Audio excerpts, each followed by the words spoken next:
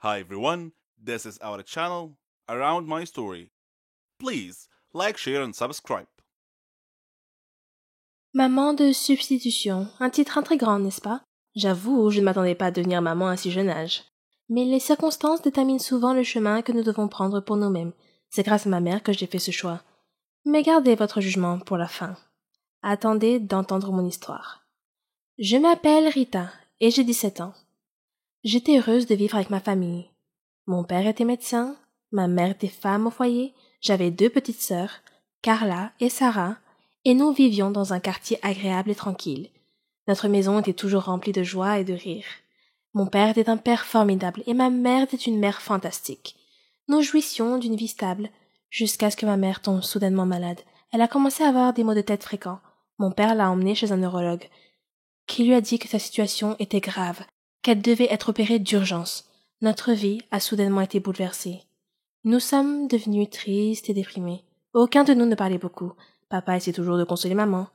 Mais chaque fois qu'il était seul, il pleurait comme nous, les enfants. Notre vie est devenue sombre.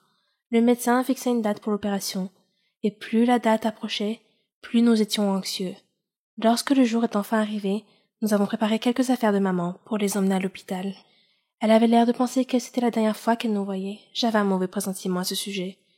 Quand nous sommes arrivés à l'hôpital, maman m'a appelée et m'a dit « Rita, tu dois t'occuper de ton père et de tes sœurs. » J'ai soudainement paniqué.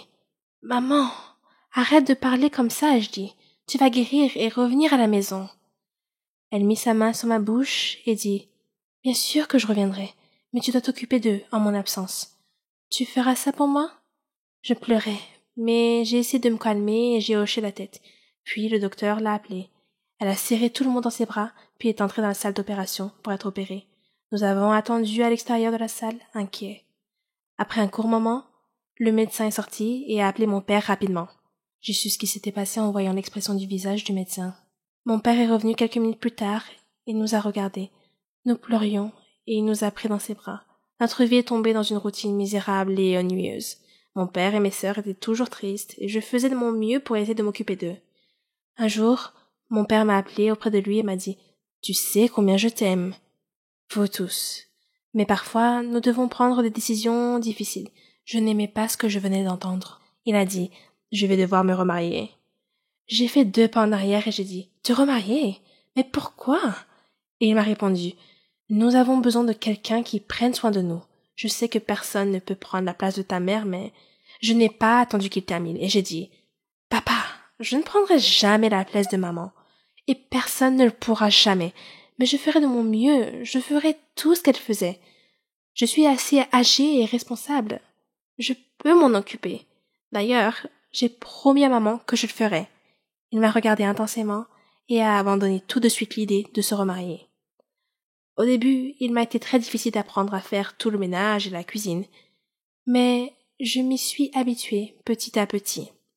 J'ai cherché sur Internet des astuces pour rendre mon travail plus facile et plus efficace. J'ai demandé à mes sœurs de ne pas faire de dégâts à la maison et elles m'ont plus qu'aidée. Je leur achetais des cadeaux. Ma cuisine s'est améliorée après de nombreuses tentatives ratées. Lorsque j'étais fatiguée et que je voulais abandonner, je me souvenais du visage de ma mère, et cela me donnait la force de continuer. 10 ans plus tard, je suis toujours la maman de la maison. Papa ne s'est pas encore remarié. Mes sœurs ont grandi et se débrouillent bien dans leurs études. Notre appartement est toujours propre et nous sommes à nouveau heureux. La route a été longue, mais j'ai fait ce que je devais faire. Et je l'ai bien fait. Émilie et moi sommes devenues meilleures amies au cours de la première année de lycée. Nous sommes liés par notre amour du théâtre. Nous fréquentions les mêmes groupes et suivions les mêmes cours. Il semblait si facile d'être meilleures amies. Les choses se sont compliquées lorsqu'il a fallu passer à l'université. Nous n'allions pas dans la même université, mais nous étions toujours très proches en tant qu'amis. Nous envoyions beaucoup de messages sur ce qui se passait dans nos vies et lorsque j'avais besoin d'un conseil, elle était la première personne à qui je parlais. J'ai eu du mal à faire la transition entre le lycée et l'université, où tout semblait si facile. L'université était un endroit complètement différent pour moi, et c'est à elle que j'en parlais. En première année, je la voyais tous les 2 mois. Elle était suffisamment proche pour que nous puissions essayer de trouver le temps de passer du temps ensemble. Je n'avais pas beaucoup d'amis, il était donc plus facile de lui laisser mon temps libre. Cela ne me dérangeait pas, c'était ma meilleure amie. La deuxième année a été la même chose. Mais j'avais mis de l'ordre dans ma vie. Je ne me débattais pas dans mes cours, mais ma vie sociale était toujours la même. Je n'avais que peu d'amis avec lesquels je traînais, et cela ne me dérangeait pas parce que je l'avais, elle. Nous nous parlions et nous nous envoyions des messages à propos de tout, et je lui faisais part de tous mes soucis et de toutes mes frustrations. Sans elle, je n'aurais pas survécu à ces 2 premières années. Je ne me souviens pas vraiment de ce qui s'est passé l'été dernier, avant la première année, mais je pense que c'est à ce moment-là que j'ai décidé de sortir de ma coquille et de profiter de mes années d'université. Au début de ma première année, j'ai rencontré de nouvelles personnes avec lesquelles j'ai vraiment apprécié d'être en contact. Ils vivaient dans les dortoirs, dans le même couloir que moi, alors il était facile de passer du temps avec eux, même si c'était jusqu'à 2 heures du matin et que nous avions des cours tôt le lendemain matin.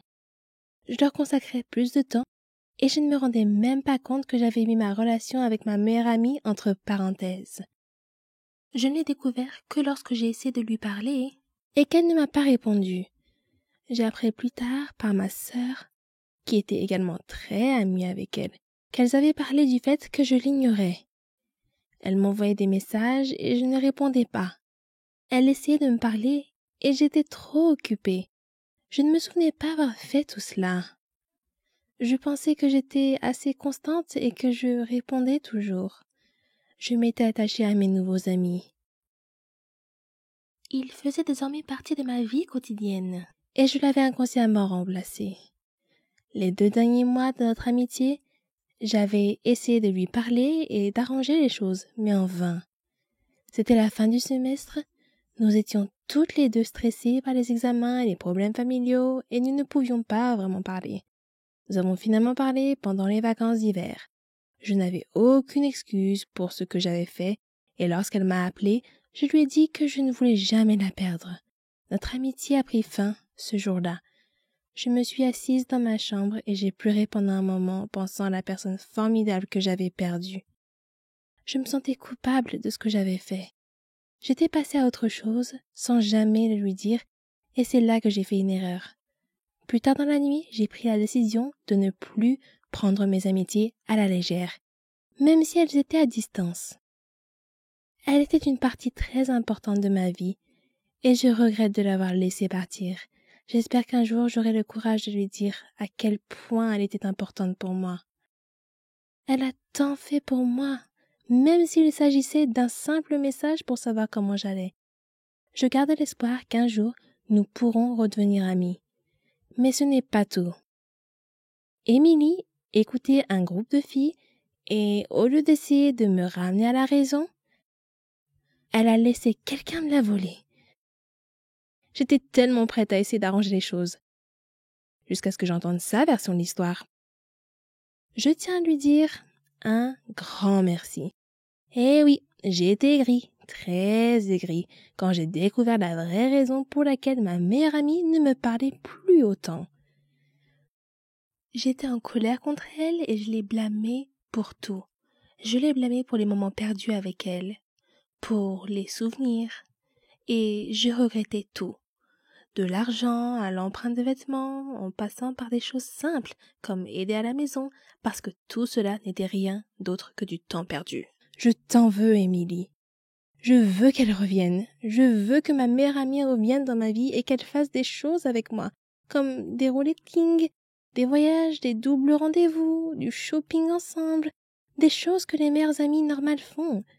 Mais je n'ai pas pu, parce qu'Émilie a choisi d'être avec d'autres amis. Je n'ai pas besoin d'elle. Elle a choisi de me quitter. Elle a choisi de ne plus être mon amie après que cette autre fille ait décidé de parler et de raconter des petits mensonges. Émilie a mis fin à notre amitié. L'autre fille n'y a joué qu'un rôle. Mais Émilie l'a accueillie et je dois la remercier pour cela. C'est cruel de faire cela à un être humain.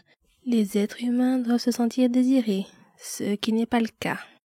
Quant à la fille qui m'a volé ma meilleure amie, assure-toi d'être là pour elle lorsqu'elle et son petit ami traversent une période difficile. Assure-toi d'être là pour lui parler lorsqu'elle a des doutes sur l'univers